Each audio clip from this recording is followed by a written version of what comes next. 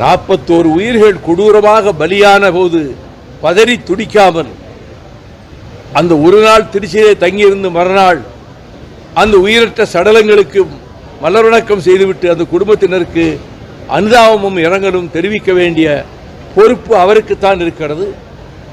அடுகளவு பொறுப்புணர்ச்சி கூட இல்லாமல் அவர் இரவோடு இரவாக சென்னை பட்டினத்துக்கு சென்றதும் 40 நாட்கள் கழிய போகிற நேரத்தில் பாதிக்கப்பட்ட குடும்பங்களை தான் இருக்கிற இடத்துக்கு வரவழைத்து துக்கம் கேட்பதும் இதுவரை எந்த சாதாரண மனிதன் முதல் தலைவராகட்டும் யாராக இருக்கட்டும் சொந்தக்காரங்களாக இருக்கட்டும் துக்கம் கேட்கறதுனா அந்த வீட்டில் போய் தான் துக்கம் கேட்கணும்.